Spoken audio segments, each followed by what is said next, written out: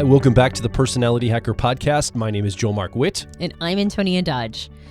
At the end of every episode of one of these podcasts, we always say, you, the listener, have not had a microphone. So come over to Personality Hacker and leave a comment or ask a question, and let's get a discussion started. Actually, that's what you say every episode, Joel. Well, and you know what else I say is bring your story, your personal stories to the table. That's true. You do invite people to bring personal stories. And most of the time, that's actually what the comments are.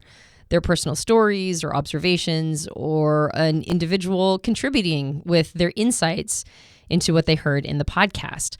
But sometimes we get questions. In fact, we frequently get questions, and the challenge is that it's hard to answer them all. And so what we thought we would do today is maybe hit a few of the questions that we have recently received over the last few months that we thought would be beneficial to a broader audience. So in this particular episode, we're going to dedicate the entire episode to answering some of those questions, and we'll see how many we can get through. All right, so how we're going to do this today is we're going to reference a question from below a podcast. I'm going to go ahead and give you the title of the podcast number. So if you want to go back and research and listen to that to have context for the question, feel free to do that. And then also some of these questions we might truncate, summarize, and get the gist of what they're asking because some of these were quite long. So we did that for brevity's sake.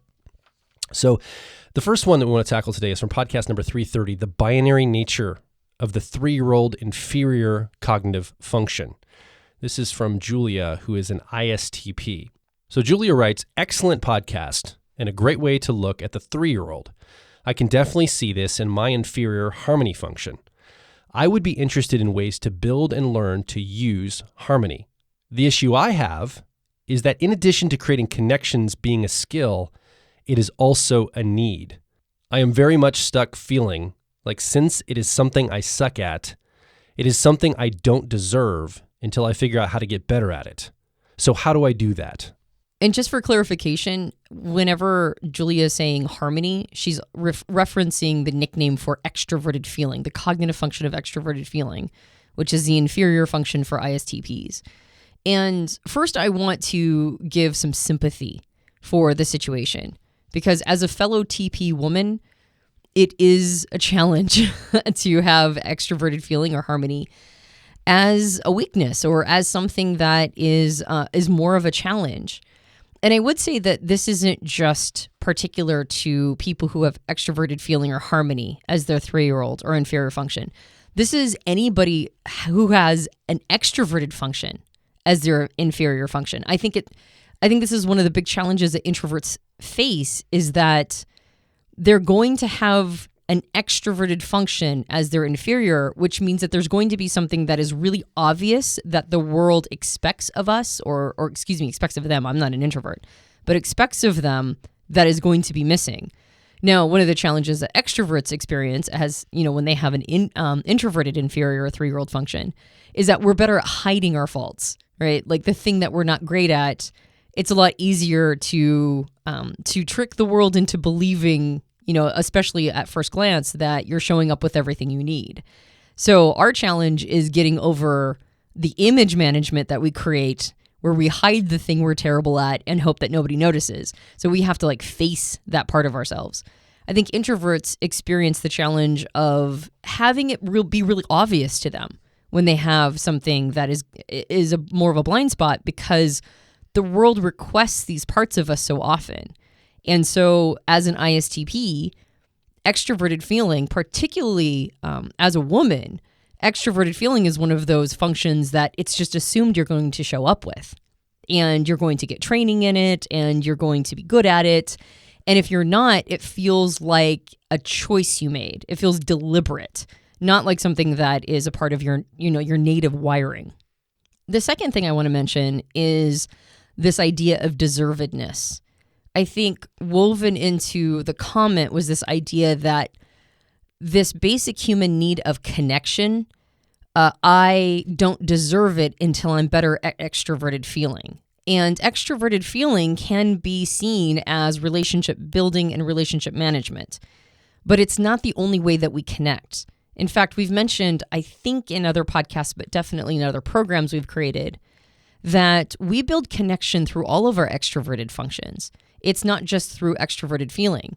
That's more of the relationship management piece where you're vibing with another person and you are doing so through almost like energetic vibe. And I've noticed people who have this function as a strength are better at checking in with the people they're in relationships with and keeping the flywheel of the relationship going a little bit better. But that doesn't mean that extroverted feeling or harmony has a monopoly on connection or relationship building.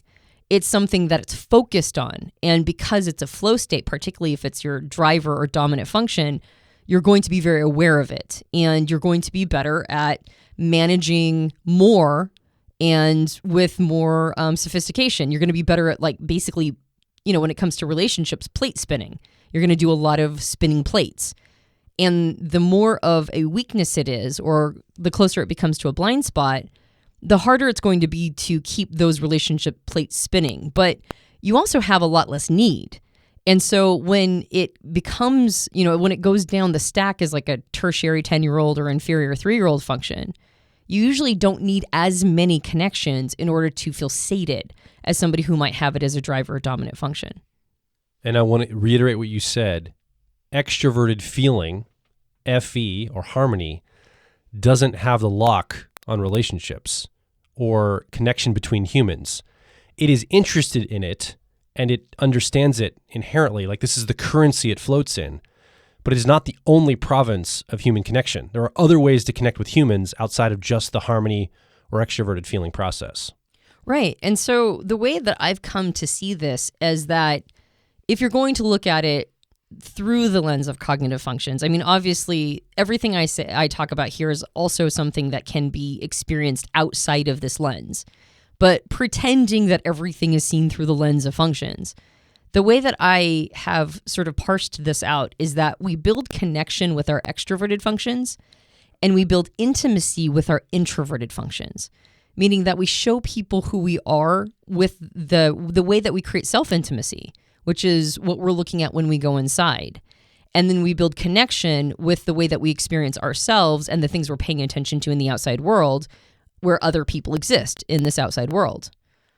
What's nice is that no matter what personality type you are, you have one introverted and one extroverted function that's available to you as a strength, even if one of those two, as your auxiliary or co-pilot function, needs more development or could use more development. But most of the time, we still have, even if we've been ignoring it to some extent, we've talked about the phenomena of other people, talking us out of being into that in that function. That happens sometimes too. But even in those cases, we still use that auxiliary or co-pilot function because it's rewarding to us. Like, we like using it when we have it available to us. So for an ISTP, the extroverted function that you could use, Julia, to help create connection with other people is your auxiliary or co-pilot function of extroverted sensing. Now, that might not feel like a particularly connection-building function, but in some ways, it might be one of the best because extroverted sensing experiences things in real time by engaging with other people. Now, in the current context of this podcast, we are dealing with some limitations in our ability to hang out with other people. We are dealing with a global pandemic right now. But fingers crossed, this is not for the rest of our lives. And the other piece of it is that usually we're able to connect with others to some extent, even if we're not, able to spend all of our time with massive amounts of people and creating all of these relationships. But with extroverted sensing, it's basically building connection through activity, through doing things together, through experiencing quality time. And my recommendation is to look for people who are already interested in the same kinds of activities that you are. Meaning that, are you into, as an ISTP, are you into any specific kind of sport? Or are you interested in getting out in nature? Or are you interested in some particular, it doesn't even have to be athletics. What do you enjoy doing while being in your body? And that's a whole host and range of things. And oftentimes those can include, just experiencing things in the same room together. It's about sharing a moment and being present with the other individual. It might not be something that's entirely, sort of touchy-feely. It might not be overtly emotional. And it might not be something where you're particularly vulnerable in that moment, right? You're not building vulnerability.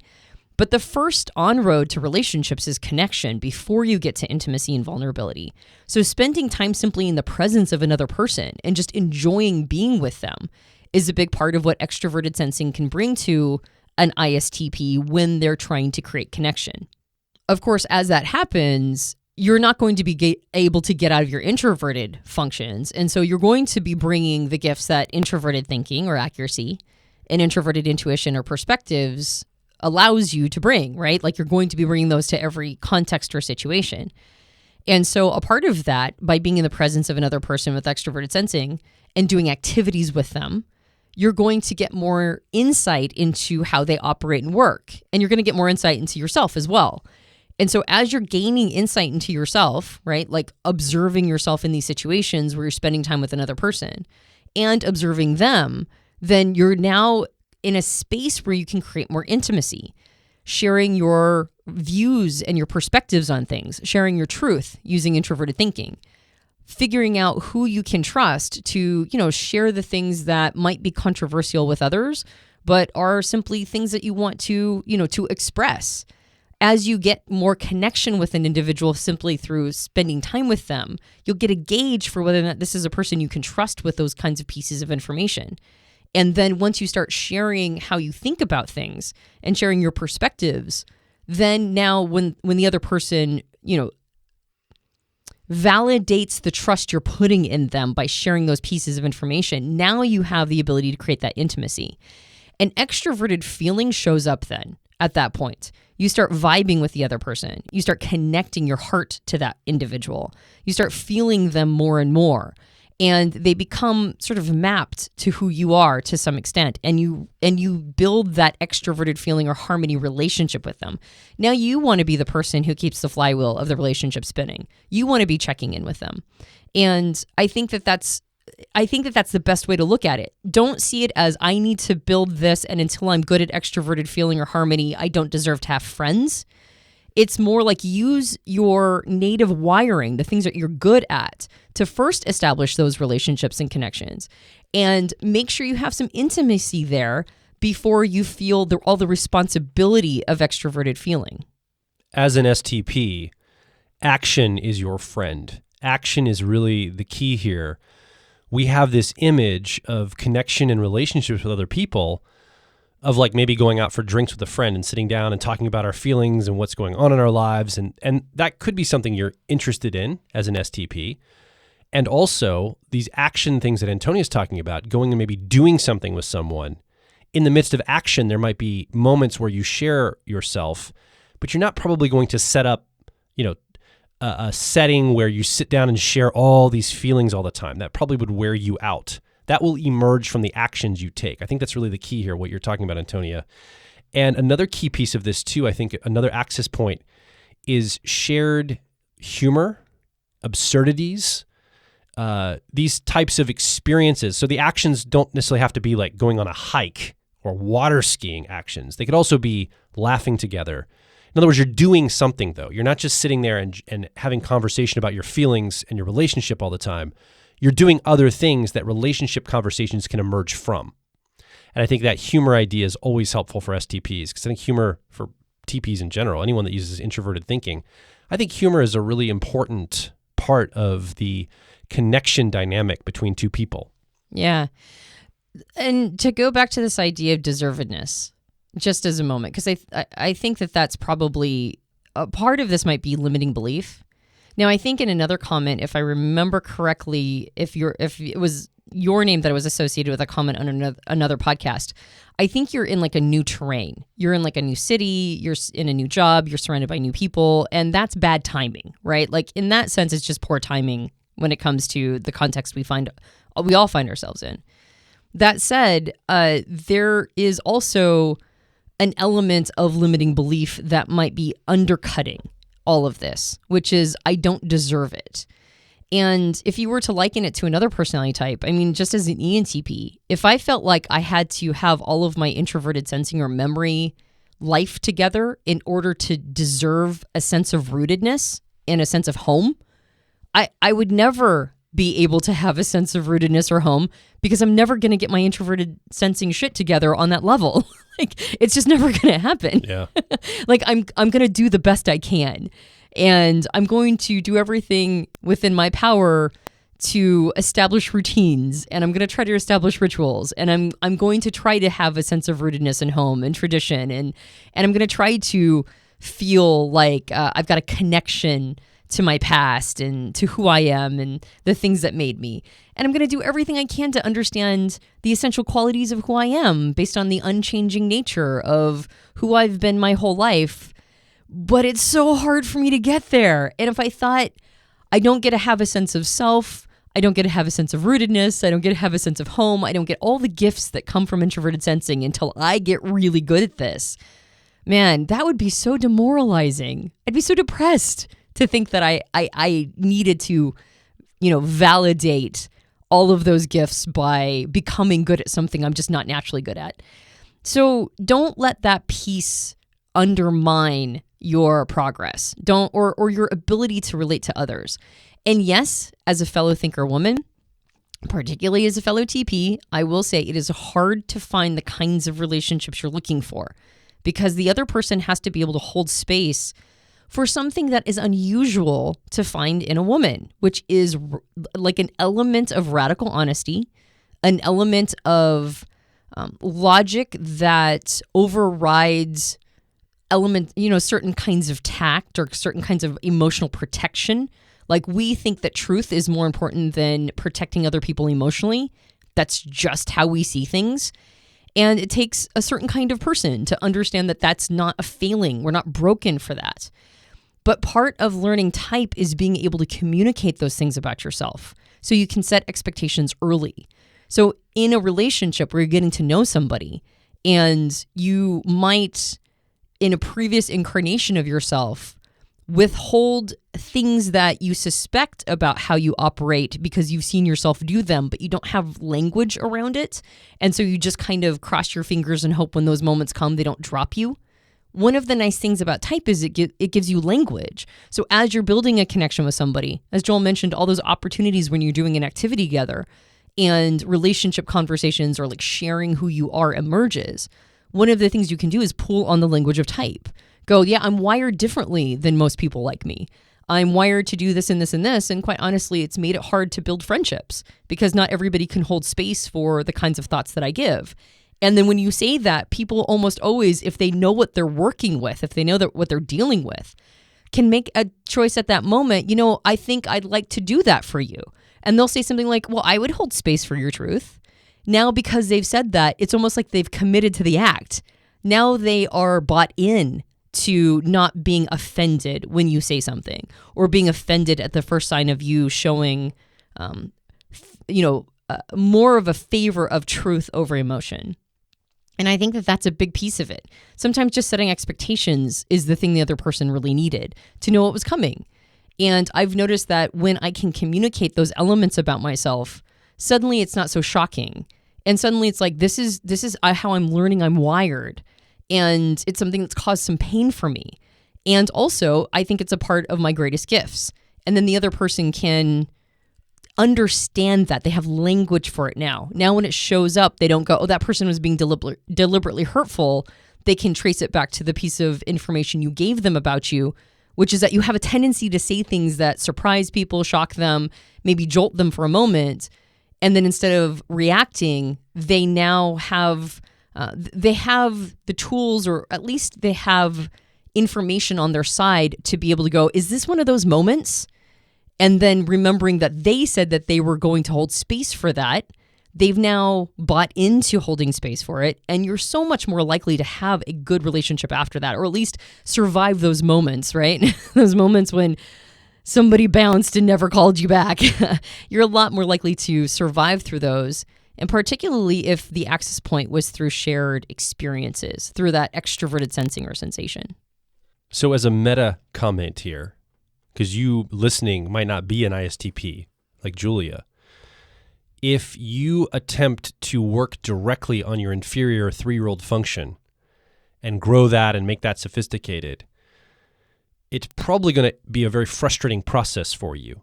And our recommendation typically is the co-pilot or auxiliary function has a lot of capability of making up for some of the inferior or 3-year-old quote-unquote deficiencies or challenges you might have. And it has been our experience in coaching and working with people and doing this for many years that the biggest leverage point for you is to get into that co-pilot process, and it helps cover some of the deficiencies or challenges of the inferior or 3-year-old. Now, there are ways, if you want to zoom in again to inferior harmony or extroverted feeling, there are ways you could actually use your dominant function of introverted thinking to solve some of the challenges that you might face there.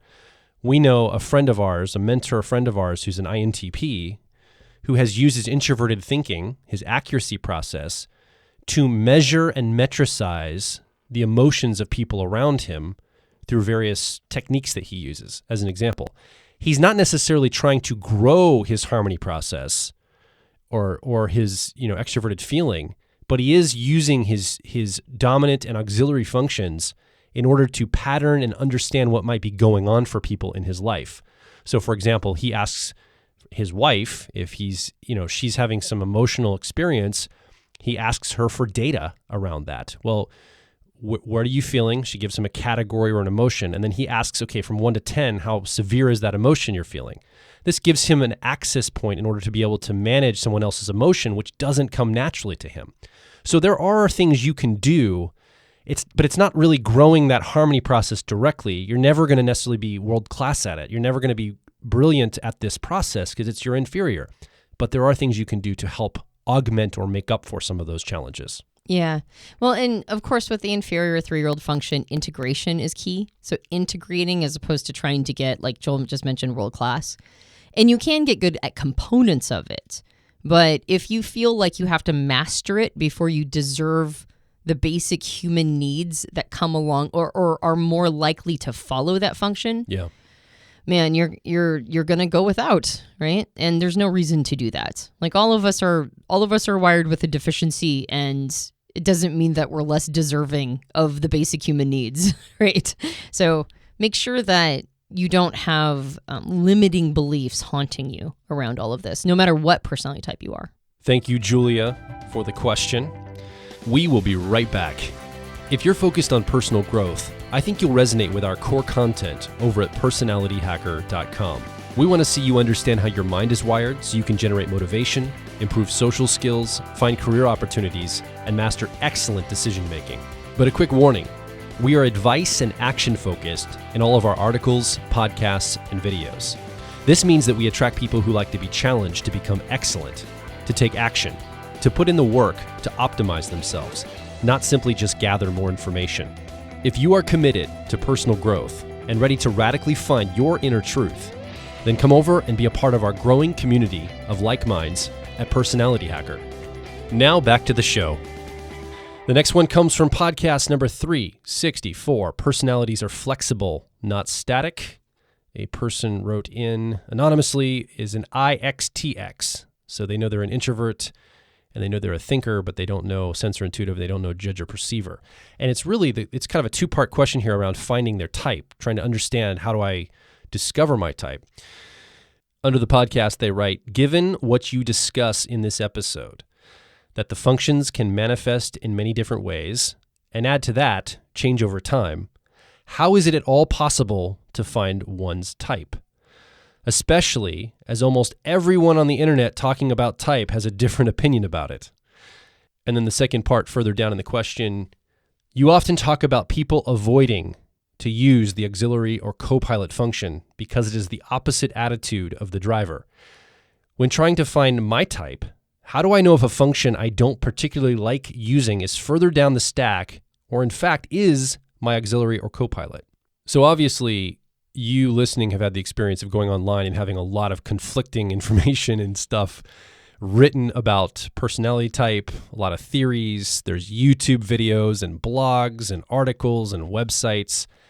And it does seem like there might be conflicting information out there. In fact, there is conflicting information out there about discovering your best fit type as a person.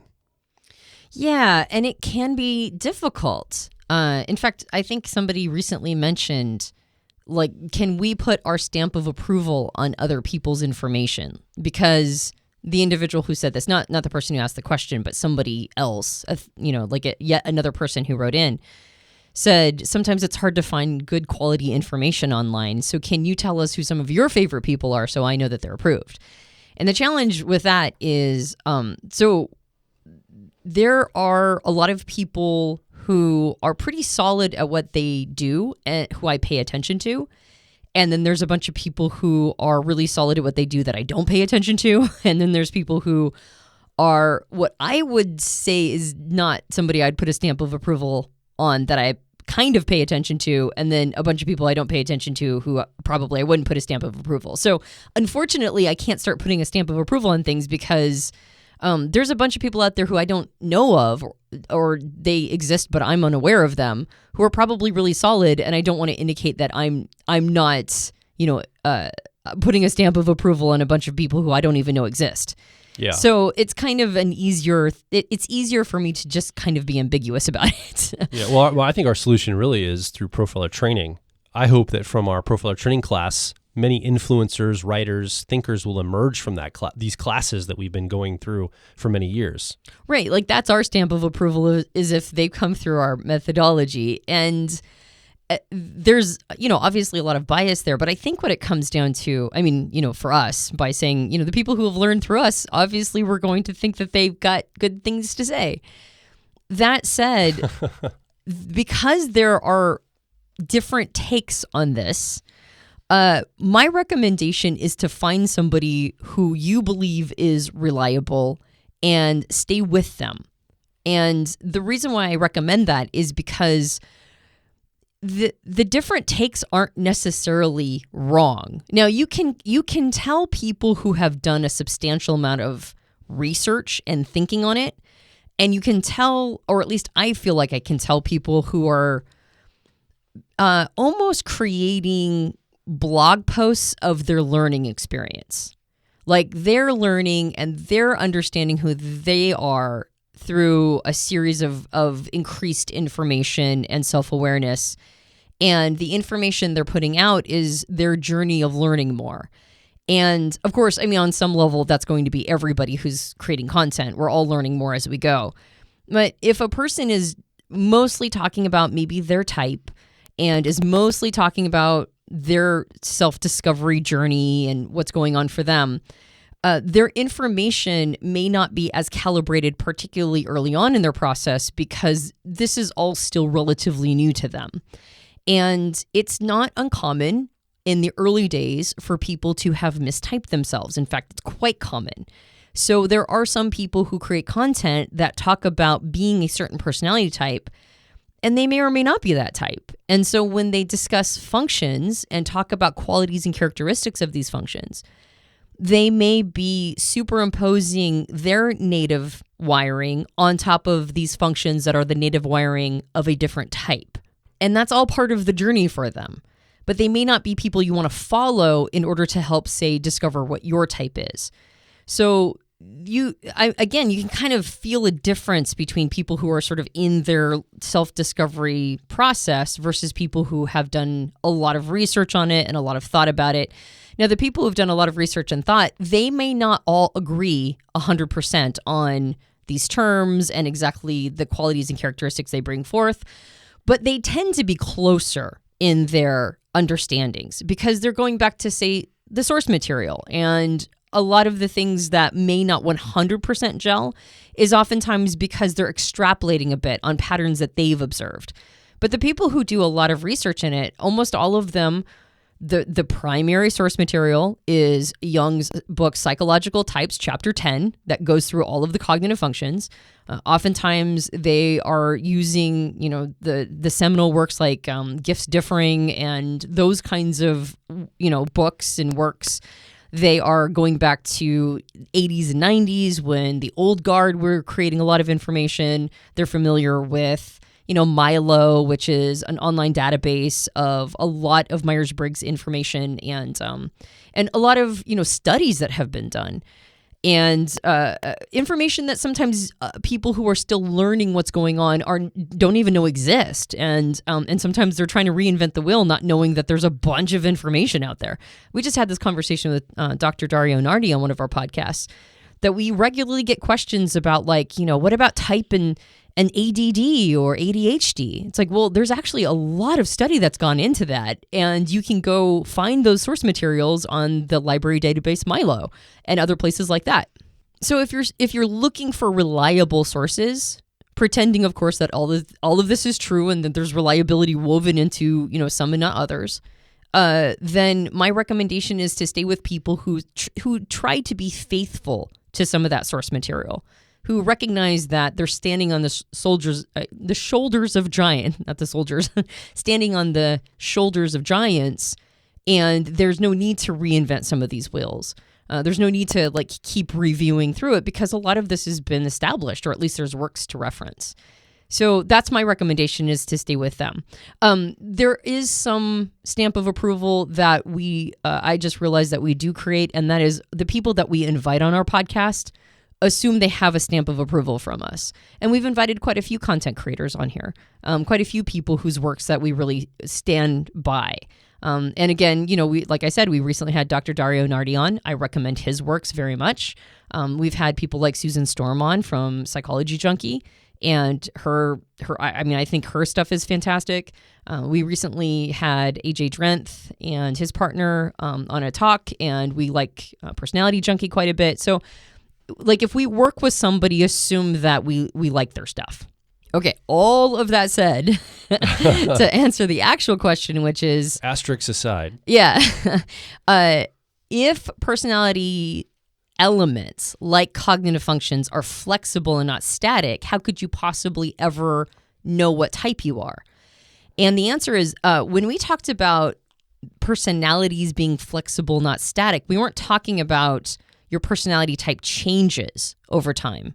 We were saying that your cognitive function stack, which is your native wiring, which in our opinion doesn't change. That's something that you're given, and it's something you carry with you throughout your life. Those functions themselves can be slightly different from people of the same type. They can be slightly different based on the choices we've made and the areas of those functions that we've chosen to focus upon. And at a certain point, we can say, I'd like to maybe widen my range here. I'd like to explore other elements of the same function. And then we can take in more territory. We can see a broader picture. So I have ENTP preferences. I have had ENTP preferences my entire life. I lead with extroverted intuition or exploration, and I supplement it with introverted thinking or accuracy. But if you saw me as a younger person, my introverted thinking or accuracy would only be showing up in an obnoxious way. It would be me calling out what I thought was wrong with other people. It would be me saying things that I saw were problems. You wouldn't see me carefully think through ideas and concepts, asking more sophisticated questions, trying to be really reasonable, trying to, really kind of think through things in a critical way. It would be me pointing out everything I thought was wrong with the outside world.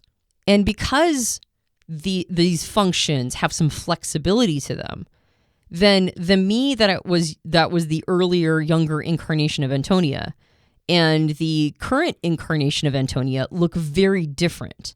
And so it appears as if my personality was, it almost might look like I'm an unrecognizable person, but I'm still keeping all of my preferences. When I was younger, extroverted intuition was more used playfully in relationship to other people.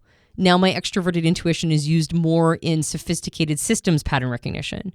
It's the same function, but it's just being applied to different applications. And so because of that, again, I might look quite different than I did when I was younger. My relationship to my extroverted feeling, before it was a lot of people pleasing, now it's trying to get people's needs met.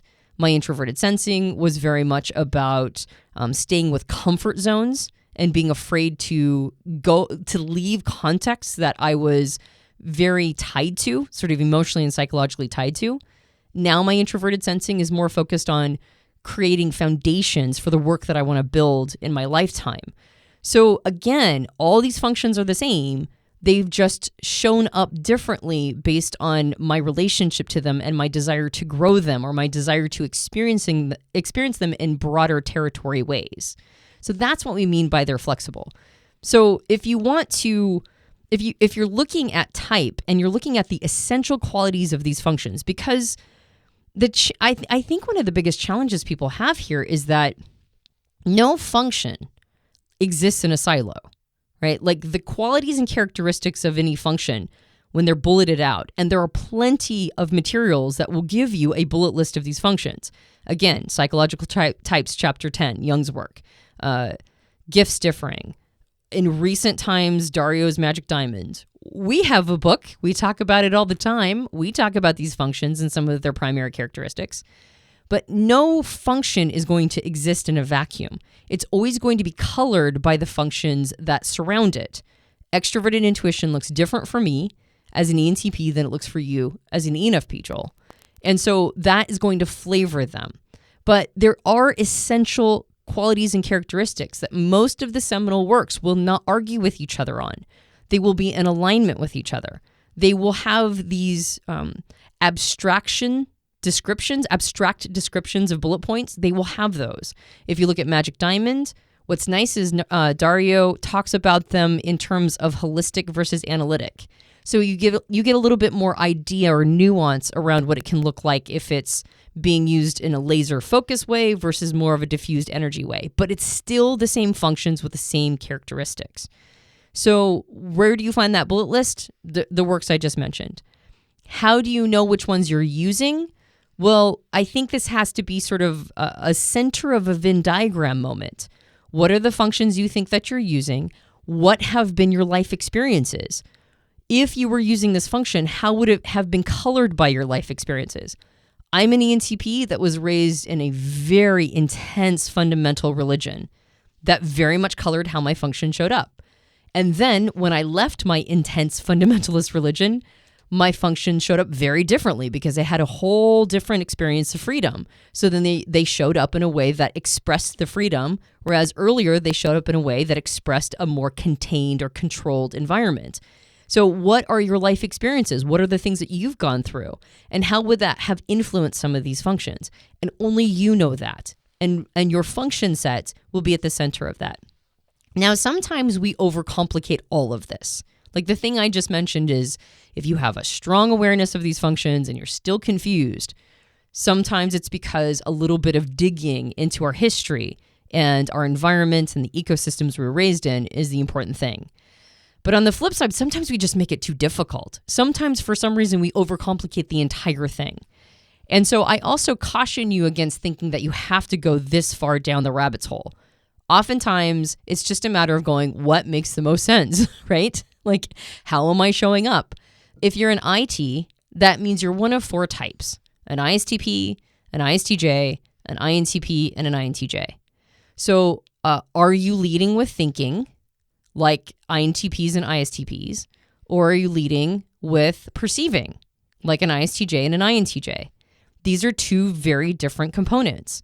One of the ways you might be able to create a distinction here is what we talk about. We talk about our proprietary model called the firm model. When I say proprietary, I mean it's just something we developed. So the firm model talks about IPs wanting to be right. All right, there's a rightness fixation because they feel like the outside world doesn't always validate their subjective experience, even if that's logic. So do you tend to go that direction? Or do you identify more with the invulnerability fixation that IJs have? Invulnerability meaning that once somebody does something to you, it gets trapped inside, and now you've got to process this, and it's incredibly painful. And so you have a tendency to be avoidant.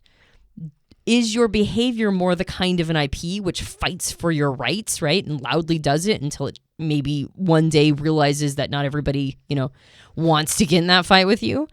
Or is your fixation more likely to hide from the world and feel quite vulnerable and exposed to it and be really sensitive in a way that is surprising to others? So these are some of the things that you can also pull on. But don't make this too complicated. And just go with the thing that you think probably is happening and sit with it for a while. 4 different types, sit with each type for a while. Maybe go through, like I mentioned, your history and your family history. And what would it have looked like if with your personal history, it would have been aligned with this type? Sit with that for a while. How does that feel? What does that look like? And just go through all 4 of them. And of course, at the end of the day, we have this is just not to IxTx, the person who wrote in, but this is just like a statement to everybody. Personality Hacker offers consultations where you can hire one of our consultants, somebody who came through profiler training, became a seasoned profiler, and is now really good at what they're doing. And you can hire one of those consultants to help guide you through the process of finding your best fit type. So at the end of the day, if you're frustrated enough, you can just pay for it and just make it happen. That said, if you still want to go through your own journey, and there is a lot of value to that, number one, don't overcomplicate it. But if it does seem complex, find sources that you believe are reliable. Stick with them because that's a predictable lens. Find people who are sticking with the seminal works, right? All kind of agreeing, like on the giants of the early days, and be patient with the process, right? And then understand what these terms mean. When we say flexible, we don't mean changeable. We're saying that they're flavorable, right? That's really what we mean. And those are things that are going to, become more and more obvious as you go through that review. I also want to make a quick note about this idea in your question that the reason we avoid our Copilot or auxiliary is because we don't like to use that function a lot. And I think that there might be a little bit of a reticence to use it for many people. And we might do a little bit of a overselling the idea that you're avoiding that to go to your 10-year-old or tertiary. We might oversell it a little bit just to illustrate how much we tend to skip past it in favor of going to our 10-year-old tertiary often to help us first. But it doesn't mean that that's something that we absolutely hate or avoid at all costs. Our auxiliary or copilot is something that we will use often in our lives, and we have a natural talent for it. It's just something we may tend to skip in favor of staying in the same attitude as our driver or dominant function, as well as our 10-year-old or tertiary function. So I just want to make that clarification that it's not something that we are like resistant toward. There might be moments we're resistant toward it. When I was growing as an ENFP personality type, growing my introverted feeling, it's something I've used all my life. But when I had to consciously focus on it, sometimes I'd have some resistance to that because it was hard work. But it was still something I liked and I approached and I wanted to grow and work on. It's just I wanted to make sure I didn't skip it and favor my 10-year-old or tertiary of extroverted thinking instead. Yeah, I think it's important, and maybe that's one of the reasons why I really wanted to pick this question so that our general audience could hear us say this specifically, is we're not saying you don't like your auxiliary or copilot. We're not saying that you, like you just mentioned, Joel, you're avoiding it at all costs.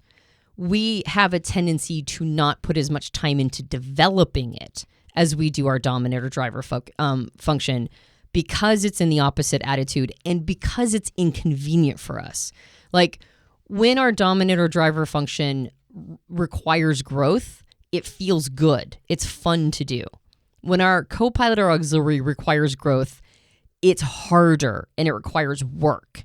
And so since our driver, which is also a talent we have, is so effortless, sometimes it's like, well, why isn't this effortless? This is also something I'm talented at. I have a natural talent for it. Why isn't this as effortless as my driver is?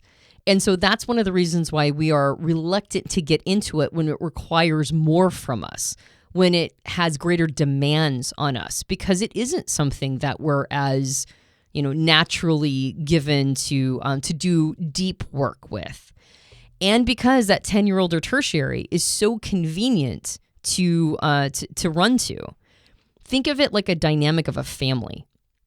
You don't avoid, like you've got 2 partners and 2 children. You don't avoid your partner. Like it's not like you don't like who you're partnered with. You like who you're partnered with. But if your 10-year-old kid shows up and goes, I think mom's right, you're going to be like, yeah, right, I'm right. And there's going to be like an immature part of us that's looking for support no matter where we get it from. I wouldn't say that. I would say the opposite. Yeah. Well, considering that our daughter's an ENFP, it does tend to be that I get ganged up on. So That's usually right. the thing in our house is, That's right. I agree with Dad. I think Dad's right. But that said, it's not like I don't like Joel. It's not like I'm not partnered with a person I like. It's that to go through the reconciliation and be able to get into that space and really have a mature adult conversation requires extra effort. When there's a conflict of interest, there's going to be conflicts of interest between your driver and your co-pilot. When there's a conflict of interest, it's hard to do the mature thing all the time by going, okay, but I need to create a reconciliation here. So I need to really get into this part of me. I need to understand it on a deeper level.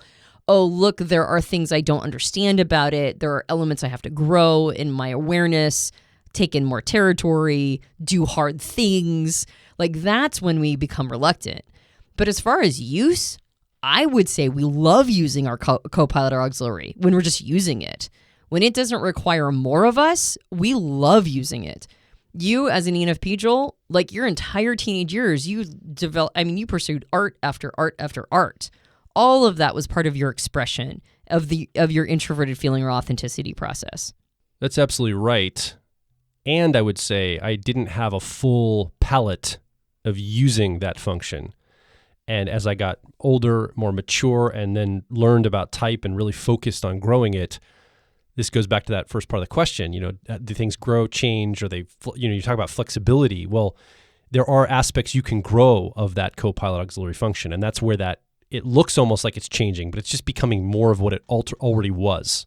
Yeah, like when you were younger, it was self-expression, it was art, it was, like creating movies and, having quiet moments with yourself in photo, what do they call it? Dark room? Yeah, the dark room when you were like developing photos and, having probably moments of emo. But the work you've done as an adult in introverted feeling is like really getting into your intents, like the intents and motivations for doing things and seeing the dark parts of who you are. Yeah. And so I would say the same thing with me as somebody who uses introverted thinking or accuracy. There's a lot more dark parts in you. Yeah. There were dark parts in me I had to come to terms with. But, like the things that just sparked my introverted thinking. I've always pursued that when I was younger. I love different forms of science, and I've always enjoyed debate and, sharpening the saw of my information and going down all these rabbit trails of data. But it wasn't until I had to contend with radical honesty and recognize that I was lying to myself about things. Well, that's when it got hard, and that's when I was avoidant. So I think it's important to not just speak to the person who asked the question. I'm glad they did, because it gives us an opportunity to talk about this directly.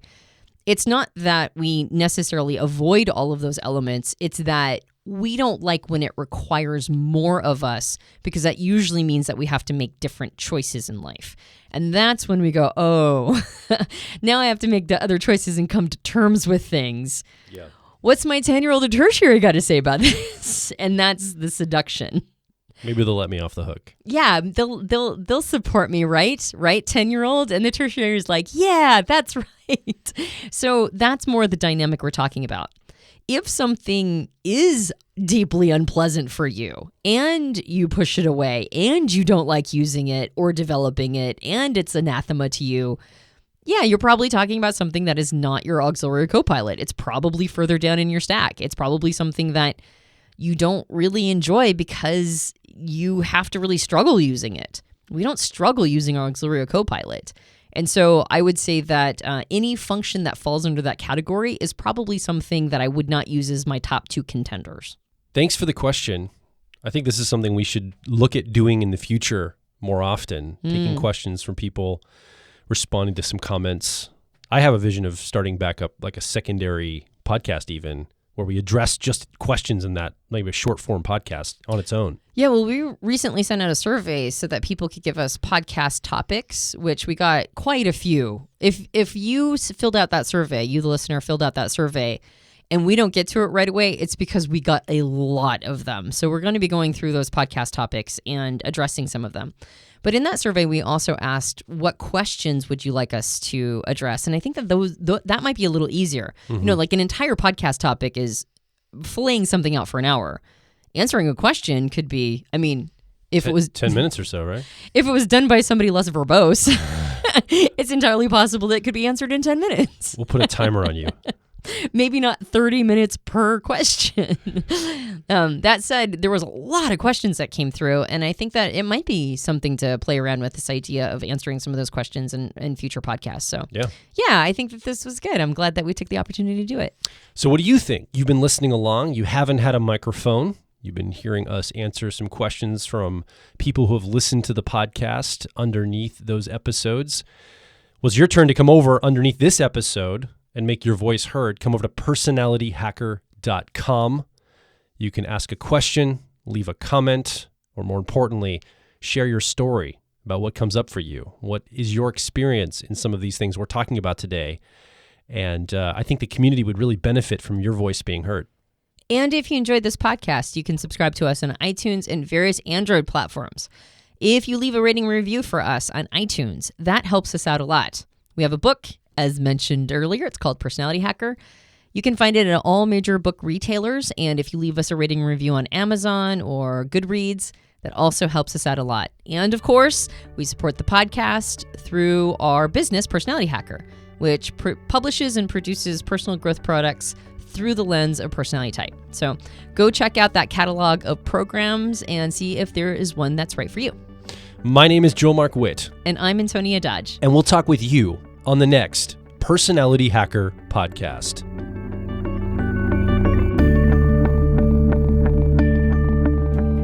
If you're focused on personal growth, I think you'll resonate with our core content over at personalityhacker.com. We want to see you understand how your mind is wired so you can generate motivation, improve social skills, find career opportunities, and master excellent decision making. But a quick warning, we are advice and action focused in all of our articles, podcasts, and videos. This means that we attract people who like to be challenged to become excellent, to take action, to put in the work to optimize themselves, not simply just gather more information. If you are committed to personal growth and ready to radically find your inner truth, then come over and be a part of our growing community of like minds at Personality Hacker.